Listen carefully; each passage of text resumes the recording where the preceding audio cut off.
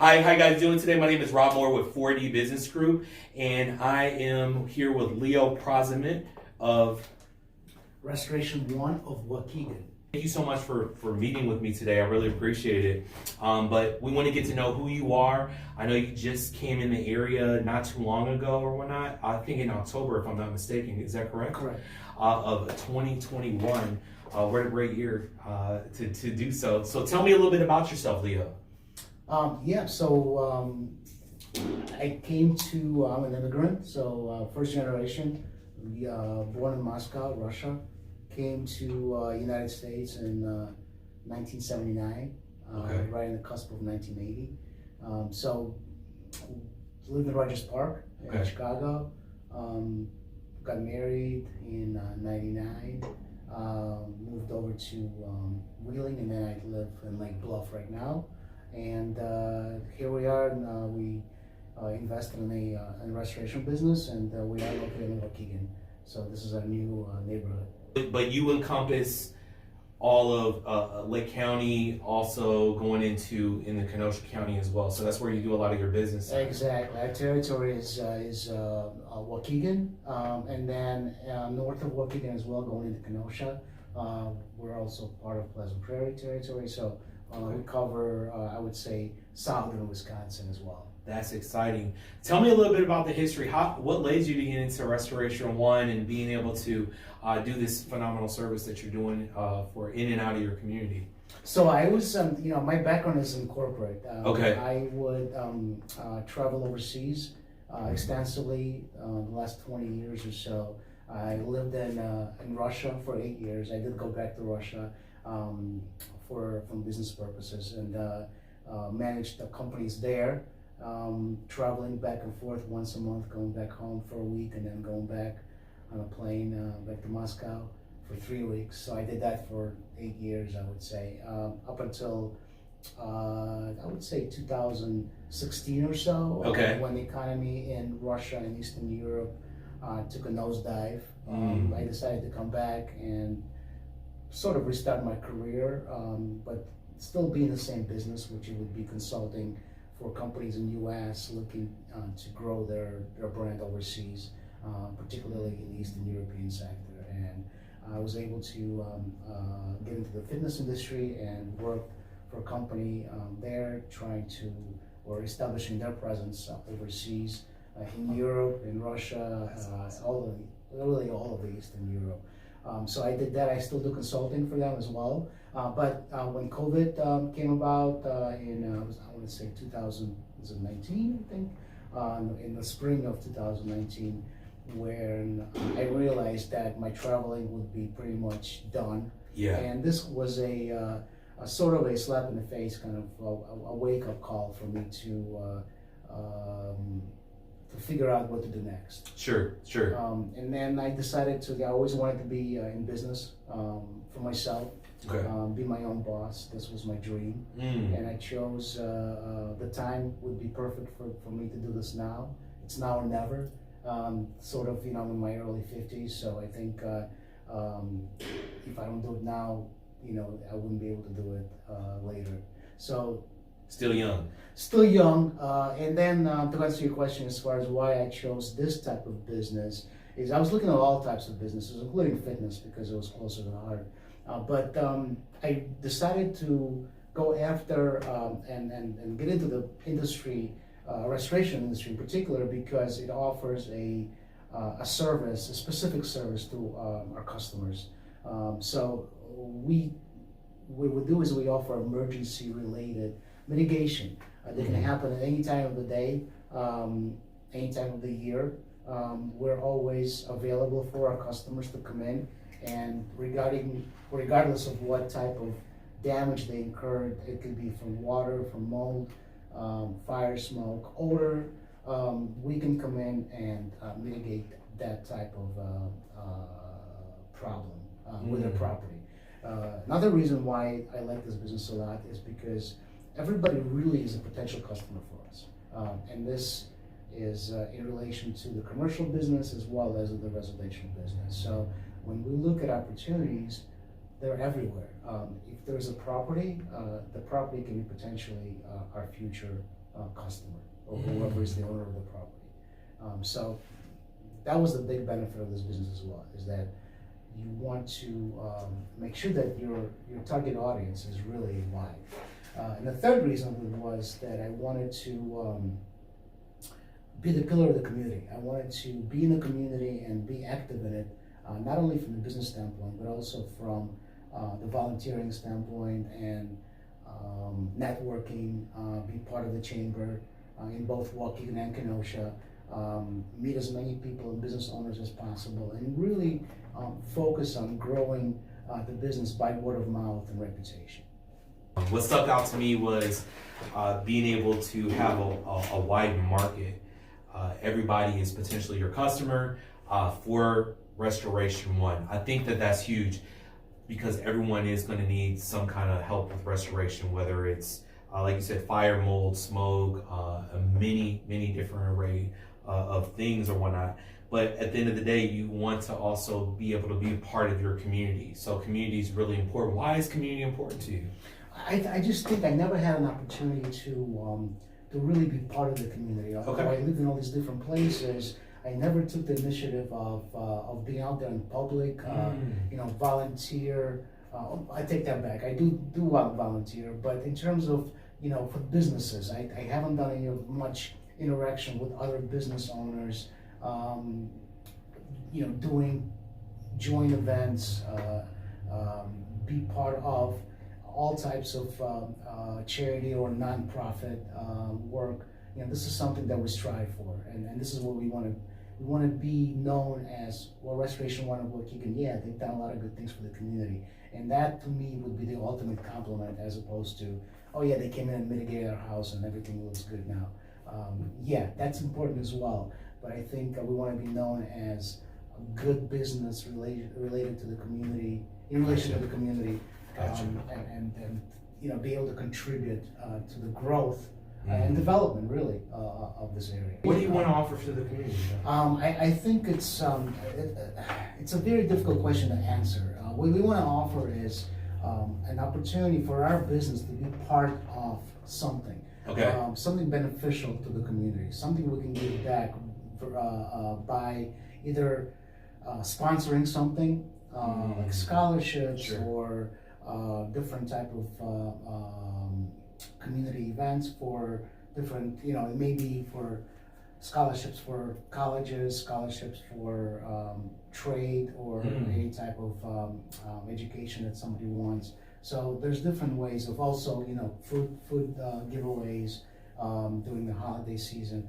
Something that we can be part as a business. And I think owning a business and trying to be a part, a big part of the community, it gives you really, it gives you the ability to do that. It gives you the ability to spread the word much better than if you're an individual person doing volunteer work. Right. Because if you're part of the business, then that business really gives you that sense of, I guess, the umbrella that you can use to let people know that we're here as a business, not as Leo, to help with whatever projects, community projects. It may be even, habitats or a nonprofit construction of different types of buildings or whatever it may be. But we want to be part, and we want to give back, and that's also very important to me. So I want to give back to the people, because over the years,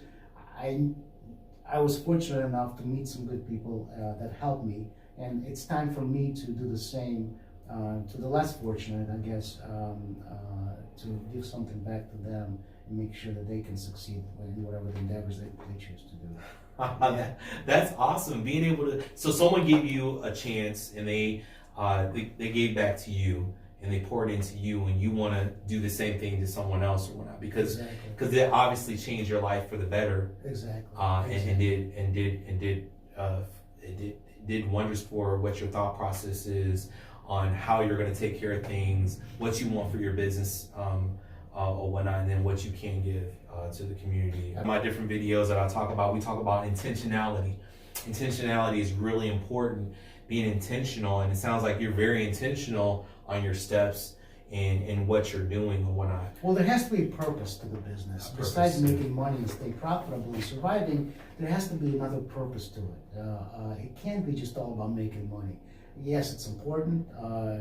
You have to prosper, you have to grow, and it is related directly to the profits you're going to be making. But at the same time, if you don't give back or contribute somehow to the development and growth of the community, then this is all worthless. Because I want to make sure that, you know, once I'm ready to retire, whatever it may be, but the business will stay, and then whoever takes over, the name itself would be beneficial, I guess, to the next owner, because we will have a reputation. That's what I want to build. I want to make sure that everybody knows who we are and what we've done by the time I leave. Now, you talked about fitness and how that was, you know, it sounds like it was a great, maybe a step for you. It was something that was important. You said fitness was important to you.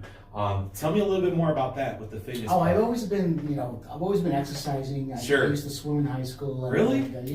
I couldn't go anywhere because I was too short. So, you know, with swimming, you gotta be long, you gotta be tall, with huge feet and huge wingspan. I didn't have that. So, my career was pretty short-lived. But I was always exercising. I was always into sports.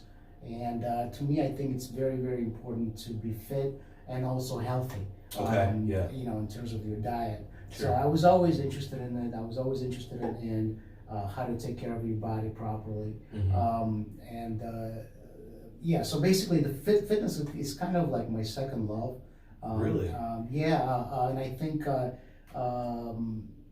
you know, it's part of who I am, anyways. Sure. Okay. So I think with being a business owner, it's also very important that you find the time to dedicate to yourself, to have a little bit of time in the day to work out, to exercise, to meditate, whatever it may be. But you got to take care of yourself first and foremost, because if you're not healthy, physically or mentally, the business will not be able to strive. So I go back to always, you know, there's always that cross or crisscross with your personal life and business, and the two are really the same. It is, yeah. So that's why I want to make sure that if you're not, you know, if you're not healthy, if you're not taking care of who you are, taking care of your body, then down the road it's going to affect you one way or the other. That's so true. That's so true. You know, me myself, I just started out doing CrossFit and things in October as well, right? Sure. And it's been really rewarding for myself. I got more of a tighter core, if that makes sense. Yeah. I was an ex-wrestler. I wrestled from Greco style, folk style, freestyle, or whatever. Really loved it. But, you know, I had a chance to get back and get more physical, gain a little bit more muscle, have that core strength or whatnot. And then also it helps you out mentally, like you said. So waking up at 5:30 in the morning, you know, and you get it going or whatnot. So you get it going before your brain knows what you're doing, right? Or at least, you know, people that don't exercise. If you can. I highly advise people that don't exercise. I highly advise that they at least meditate. At least take some time out of the day just to get away from everything. Sure. That you're used to, you know, throughout the day. Sure. Forget all the normal things that you do and just do something that's completely unusual for you, which is to get away from reality and try to just be within the moment. And I think that's also important. So if you don't have time to exercise, at least have some little time to meditate and just to get away from the daily grind.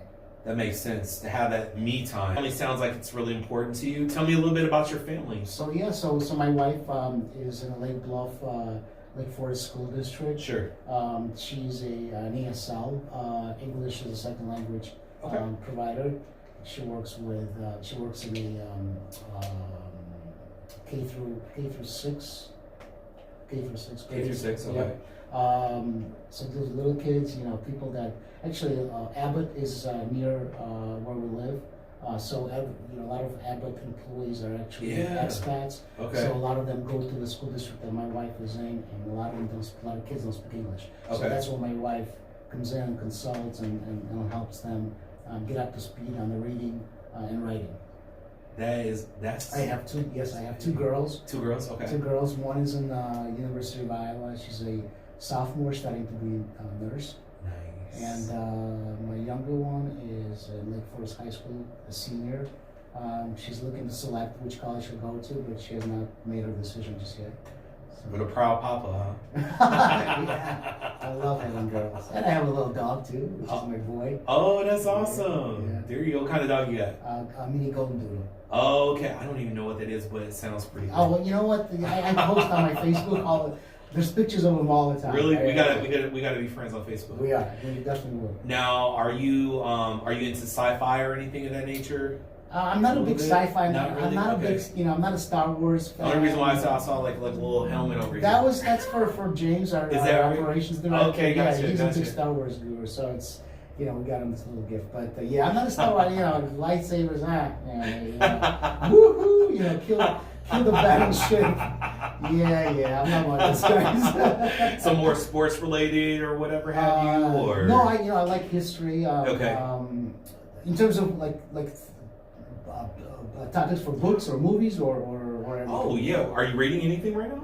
I read history a lot. History, okay. Yeah, like right now I'm reading Oppenheimer biography. Oh wow. So I'm really like a nutcase about Really? biographies and histories. Yeah. What's the most interesting thing that you've learned about history, or the best biography that you read? I read a couple myself. The best one I read was Steve Jobs.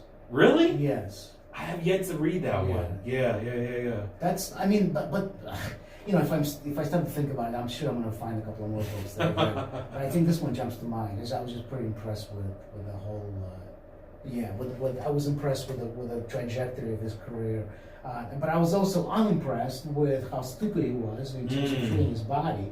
Right. So he was completely anti-medicine and decided to treat cancer on his own by drinking carrot juice, which it's ridiculous. So what I'm saying is that it was just an interesting perspective and also an interesting. I guess, story of a person who's extremely smart and intelligent in one aspect of his life, but then completely dumb in the other. Isn't that something though? Because when you read biographies, what you do is you find out for yourself. You find out, the things you should do and the things you shouldn't do. So I think that a lot of people should probably look at biographies and whatnot. I think it's the best thing because it's real life, it's the truth. Well, most of the time. Yeah. You certainly hope so that wherever you're reading is true. But I think it's important for people to understand how other people succeed or don't succeed. Sure. What mistakes they made. And I think where else can you see this other than by reading, right. by learning, right, by observing. So I agree. Now I'm going to digress just a little bit. I like to kind of just jump back to the conversation that we had, and what really was interesting to me is that you said you did consulting as well. So you did consulting for bigger businesses and things of that nature, corporations, and for corporations or whatnot.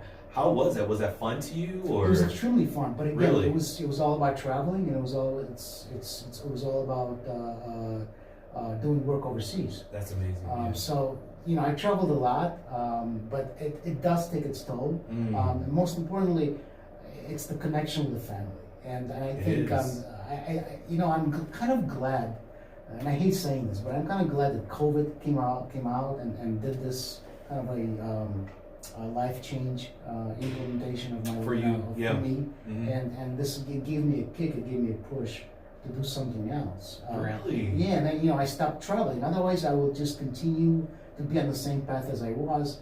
Probably be frustrated that I can't do anything else, or that it's difficult for me to do something else. So I think it gave me a good reason to switch careers and just go in a different direction. Okay, that's amazing. So you had a lot of sit down time. So you had time to think. You had time to read. I always have a lot of time. I'm always thinking. He's like, "What am I going to do this next week?" I'm always thinking. How far do you usually plan ahead? Well, I don't believe in those 5-year plans or 4-year plans. I think that's all bullshit now. Sorry for the language, but in this day and age, things change daily. And there are significant changes. Sure, yeah. From the stock market to interest rate, whatever it may be, but everything's changing. And so I think I'm losing my train of thought. What was I thinking? What was I saying? You're saying that you said everything was changing. You said that you think that the 5-year plan was good. So basically, how do I plan? Yeah, how do you plan? Thank you. So what I do is I plan the night before. for the next day. Sure. That's usually my routine. Now I also have long-term planning, but my long-term planning is really for quarters, maybe 3 months out. Mm-hmm. So I do have a general direction of where I want to be at within the 3 months period. Sure. But I also have the short-term plans where I write everything down, and I want to make sure that I cross it off by the end of the day. And really, that's my modus operandi in terms of business and how I've been doing things for the last 25 years. That's amazing. That's amazing. I think a lot of people do believe in the 5-year plan, the 10-year plan, the 20-year plan, and they see it. Sometimes they say it's effective for them. But what I do is when I'm interviewing different leaders, either business owners or leaders of the community or whatnot, sometimes what they say is you have to have laser beam focus. Laser beam focus is really important because what you're able to do is where your goal is going to be. You don't know exactly how long it may be to get there, but you know that, hey, this is where I want to be at, and I need to work towards those steps to get there. Mm-hmm. And what am I doing? Are these things that are is it money-making activities, right? Or is this like, am I spinning my wheels at this? Do I need to change it or whatnot? So do you hold that true for yourself, or kind of something a little different? I do. I think it's important to always self-evaluate yourself. Sure. I think it's really important to understand, have I grown? Have I done this? Have I done enough? Sure. At this stage of my life, yeah. What's missing? Why is it missing? What do I need to do to plug that hole? So that it's constant thinking and evaluation process that goes in my head, mm-hmm. And not only just for my personal well-being, but also for the business, for my family, etc. So. I like that. So you said the family, even for family planning and whatnot, it's really important. Very important. I like that. I believe that being close to your family now more than ever is really, it's really a high importance. Being able to be there, touch them, feel them, and lay your head at nighttime is important. Absolutely. I think it's extremely important to have a good support system. Yeah. Without it, I think it's going to be almost impossible to succeed as a business person. It really is. It is, yeah. I truly believe that. Even when I speak to my colleagues in the same industry or other businesses, sure. And I hear stories, where they have some personal issues in the family. It takes an adverse effect on the business. It does. It makes everything pretty much difficult. Because you feel like you're by yourself. Well, not only that, but also you have other things on your mind. Yeah. Where you're just not complete. Gotcha. And if you're not complete, if you're somewhat of a broken person, right? It's going to be really difficult to meet your goals and objectives and something that you want to do if you don't have, I guess, the foundation and the basis for it. Mm-hmm. So it's important. I believe that 110%. I think that you have to have a good foundation. If you don't have that good foundation, it's almost like you're building. Your foundation is just like stilts, almost. Exactly. You have a balance. You have a balance. That is awesome. It's so true. I agree 110%. Let me ask you: is there anything you would like to say to inspire the people in your community right now, in and out of your community? Well, I think there's a lot of things I want to say to people in the community. Yeah, sure. But I think most important is that I want to make sure that people know that we're here. We're part of the community.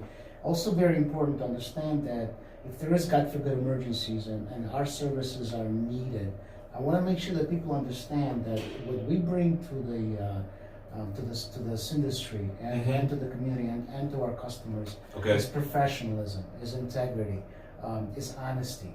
I think it's extremely important in our line of work, especially because our industry took a lot of hits in the past for different reasons, and I want to build this reputation back up to where people understand that wow, we're going to get top level service when Restoration One of Waukegan comes in and does mitigation for our house, and we know that we can trust them 100%. And also, more importantly, we know that we will be charged fairly and we'll be treated fairly.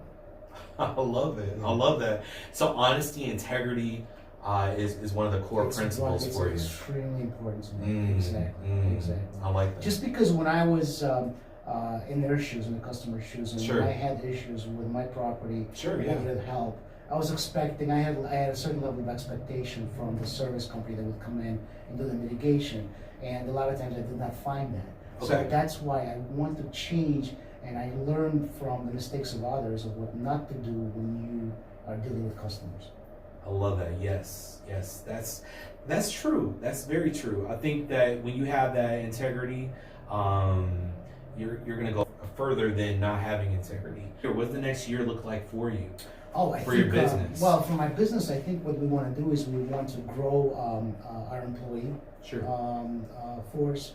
We want to secure relationships with all of the key players in each of the industries, like real estate, insurance, property management, housing authorities,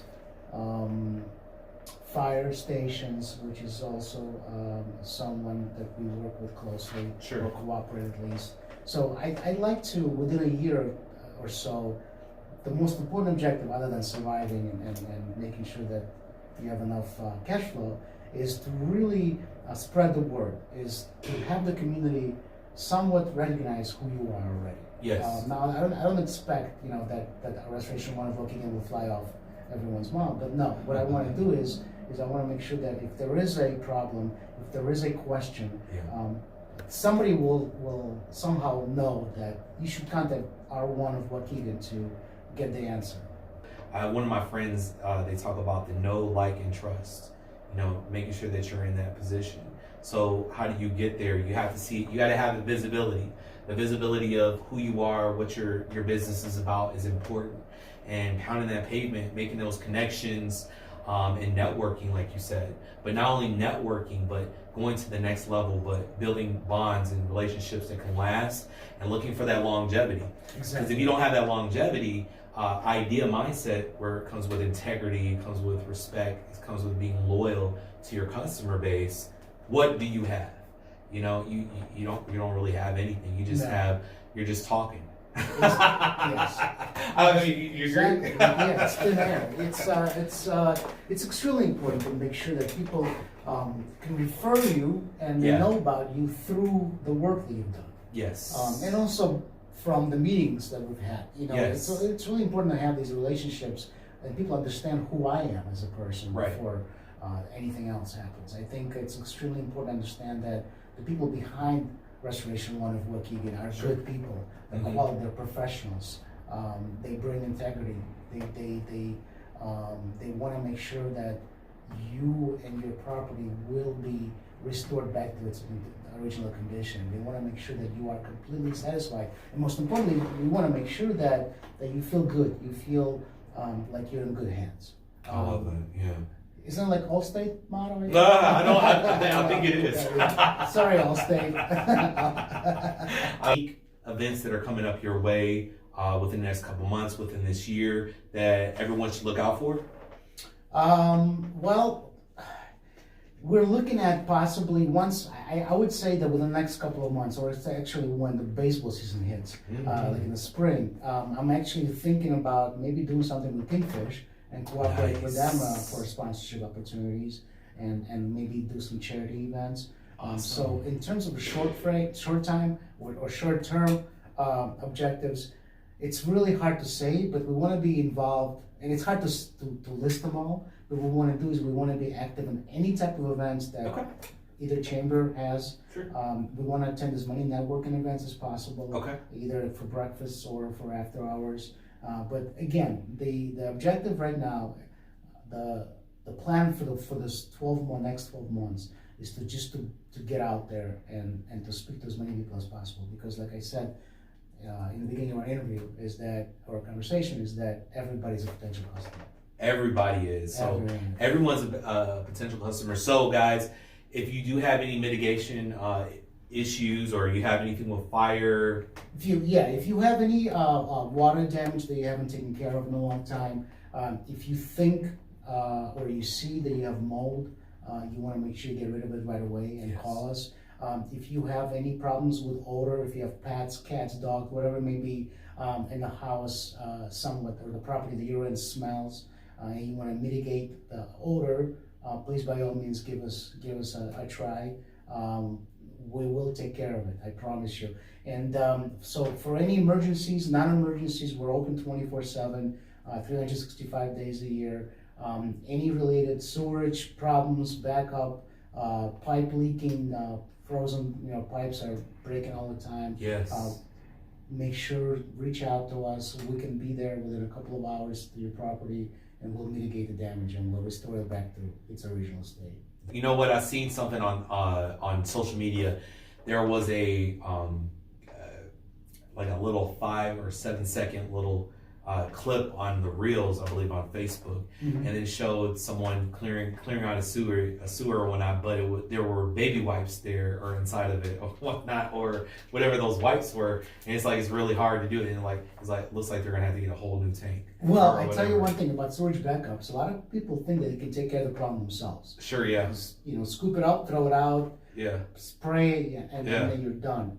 That's not the way it works, unfortunately. Anytime you have sewage water, which is considered category 3 damage. Category 3 damage. 3, yeah, okay. And class 3 water. That means that you have to have a professional to come out and mitigate the damage. Because if you don't properly and professionally clean it, including setting up professional equipment that can filtrate the air, kill the odor, kill the bacteria, then you're not doing justice to your property or to your family.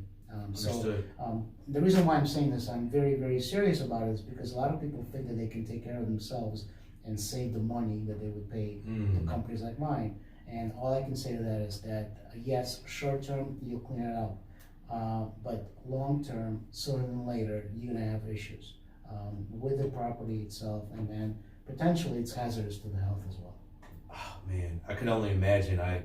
Man, that, you know what, customers are going through so much at that position when, you have an overflow or something gets backed up, or it fills, pipes burst, or it fills a space that shouldn't be filled, or there's smells or whatnot coming there. I mean, that's a huge thing for people going through that or whatnot. You can only imagine when you don't know what to do, then you call Leo Restoration 1, and then your problems are starting to be fixed. When you have that comfort. You gotta have the comfort. You gotta have a little bit of that comfort zone, thinking that, okay, well, it's the same thing as calling, 911. You know that the ambulance or the fire trucks are on the way to save you. So it's the same thing with us. We are kind of like a fire truck with no emergency lights. There you go. That's really what we are. We come in as soon as possible. We take care of if there's any standing water, it's extremely important. You got to get to the location as fast as possible, because within 72 hours of standing water, mold sets in, and that's where you have bigger problems. So that's why it's really critical to get out as soon as you can. That is huge. That's huge. I'm going to ask you a couple more questions, and we're going to end the interview. But one question I would like to ask for you is, I would say, is there anything, I'm digressing a lot, anything that you would like to say to inspire the community or the people that are living this day and age? I think what I can say is, again, from my experiences, I chose this business because it creates, well, first and foremost, it was an opportunity for me to challenge myself, to make this case study, and to see what I can do and how much I can succeed with running my own business. And I want to say to the people in the community that anybody can do this.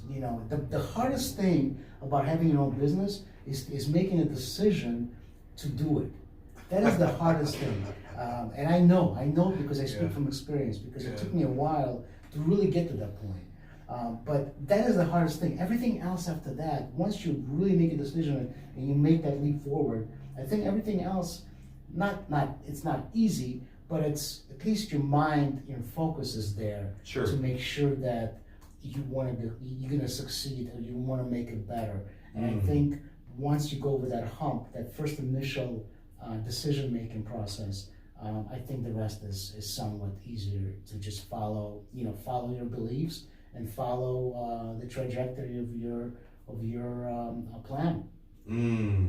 So what I get from that is making that leap, going into business. The hardest thing to do. Yeah, it's hard. It's like basically getting in the water, Yeah. a pool. It's kind of like feel it with your foot to see how cold the water is. Your toes. Yeah, your toes. No, it's pretty cold. I don't think I'm gonna, but then you jump, and for the first couple of seconds, you're like, oh my God, this is insane. But then you get used to it, and then everything is okay.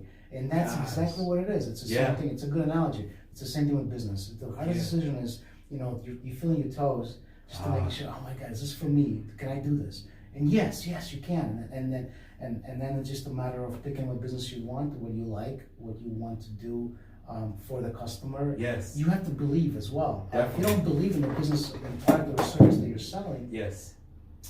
That's going to be a problem as well. So Yeah. I think you have to believe not only in yourself, but also in what you're offering.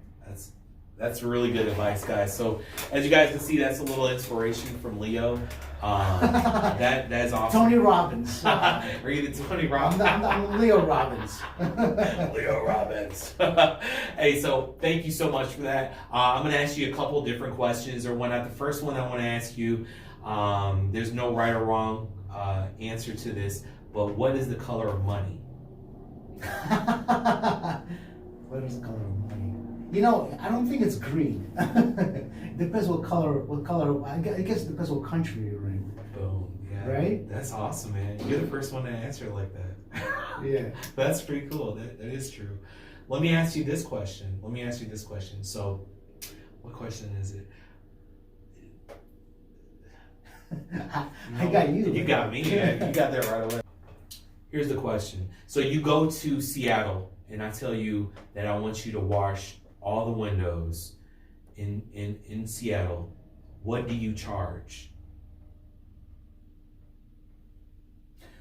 for each window to be washed in Seattle? Wow. Well, it has so many different factors. It's an interview question, so yeah. It depends on, you have to do a little bit of research, I would imagine, to understand what the other window cleaners are charging. Mm-hmm. At the same time, you kind of want to understand, is there a value, or is the proposition value? Do you offer anything that makes it different from the competition? What's your point of difference? So I think before you start charging for every window in Seattle, I think you really need to understand the customer base, who your competition is, and you want to just understand overall, if you're in the industry of cleaning windows, you want to understand what that industry is all about. I love that. Yep. So that's a great. Like I said, there's no wrong or right answer. Right. One answer that I did see is that let's say there's 10,000 city blocks, and there's 1,000 windows on each one of those blocks.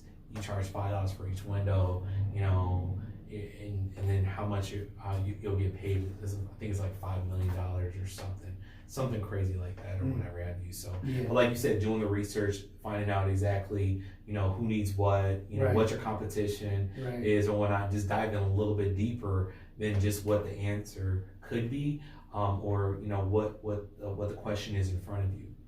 So yeah, I think before you answer the question, with a final dollar figure, you really want to understand whether it makes sense or not only to you but also to your customers. I love that. Well, Leo, thank you so much for the interview today. Rob, thank you.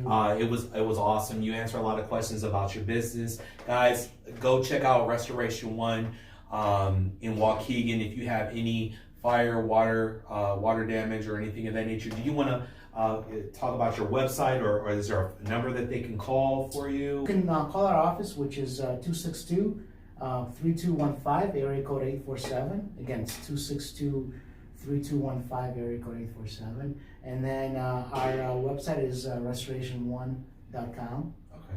You can find us there. And we also have a Facebook page, Restoration One of Waukegan. Please, by all means, like our page, join our community, as we are growing it, and we're growing it fast.